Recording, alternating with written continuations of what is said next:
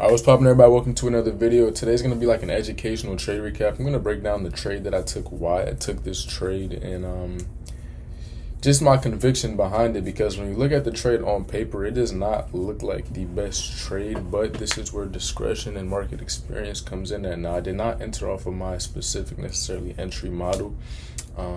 As I know, I like to trade inversions changing the state, stuff like that. But when you see right here, you don't really have that. It's a lot of chop, which I'm not mad at my entry because I had a lot of conviction in it and I had a lot of reason for price to go where I wanted it to go. However, when trading in chop, I do like to be very cautious, and I'm going to explain to you guys why and how I managed my position today to net me $17.91 on a funded account. It's an eval. It's an eval account. It's not passed yet.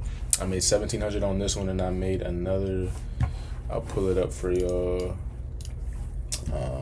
771 on this other one. This is a Take Profit Trader 25K account, and this is a Lucid Trader 50K account, 50K black. So I have two different sets of accounts. I'm gonna trade them kind of differently, but we'll get into all that later. Trade recap. So coming into the morning, I do my market analysis right around 9:40 once I'm getting into the macro, so I can understand where we're gonna go. We had 8:30 a.m. news. I marked that out. Data lows. We also had this lowers. This is liquidity run here. And look at the hourly chart. Another very strong data wick down here that we are likely to draw to. We also have this higher time frame SMT, and price is respecting 2 to 2.5 of Asia's daily range. As y'all know, this is a very strong trampoline for price. I speak about it a lot. Oftentimes, price will reject off of this point, and if we do, you will see a very strong reaction. That is exactly what we got today. So I have a lot of conviction in price to go lower. I am just kind of waiting for the market to show me. So right around 9:40, we're right here. Let's go back a little bit.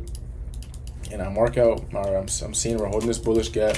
I'm looking, we do have this 5-minute order block right here that I have highlighted as this white line here. We also have this very small 1-minute gap. Now we do push up very strongly, and at first I'm like, all right, well, we want to go along here. We had a very nice bullish reaction. We inverse this initial gap. However, I did not take this trade because in my mind, I'm like, I don't really believe in price to go higher. This is where context and market experience comes in at. My brain froze. But this is where context and market experience comes in. I use a contextual bias to understand that, we should not really go much higher than this. We do have an SMT with YM. We're also rejecting out of a bullish gap. We just swept a lot of highs. Yes, I did have buy side marked out just in case, but for me to really believe that price was going to go to buy side, I would have needed to see us really push through and make a new high of day. I would not have wanted to see price go any higher unless we did that. If we were to make a new high of day, close above and all that, that's when I would have more so believed in longs. But right now, even though, yes, some people might have taken this, we're rejecting out of a 5-minute. We have this 1-minute inversion here, but it wasn't enough for me. So I waited. I seen us react off of this 5-minute order block. It also aligned with this 1-minute bearish fair value gap. And from there, I'm like, okay, how can I use this to capitalize and go low? We have this resting 5-minute here, and we also have the data week low from this morning. What did I do? I look at the 1-minute. I'm like, all right, we're pretty choppy. However, for me to really like a 1-minute short, this isn't enough. Initially, I was going to enter here, but we didn't get that close through. I wanted to see it close through this order block here, which would have fully confirmed my bearish bias, because as you can see prior, we did respect it. However, we failed to close through it on this candle, so I'm still waiting. No entry. Boom.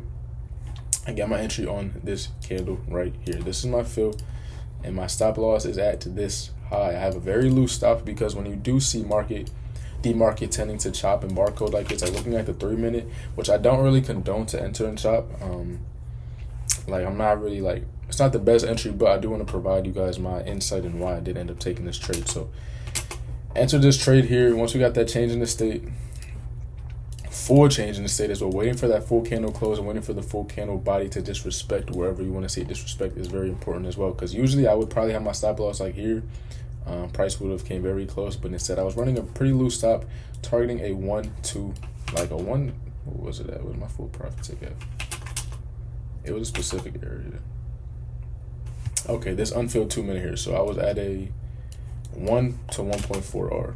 So from there, as y'all can see, pretty much straight down, and that is it. I ended up having to take a couple extra trades to meet my consistency target because I made too much on this trade. So I'll show you the executions. or actually I won't, because it's gonna look crazy. Like, I'll turn it on right quick, but I have so many like little, because I kept winning. Like, it's so annoying when you want to lose, you win, and when you want to win, you lose. It's so annoying. But I was really just entering trades, and I just kept winning. I damn near almost passed the account today, but with this account, you need a 60% consistency rule, so I did not want to go over that. So I was trying to lose on purpose. That's why I have all these little micro scalps here. But yeah, this was the trade I ended up taking. Thankfully, it did end up playing out in my favor. And yeah, that is it. Now, I also had a lot of reason for price to go lower, like I said earlier. Data week lows, a lot of low resistance liquidity here, and resting equal lows down here as well. And as y'all can see, the market flooded. But yeah, hope y'all enjoyed the show recap though. Hope y'all learned something, and I will catch y'all in the next one. Peace out.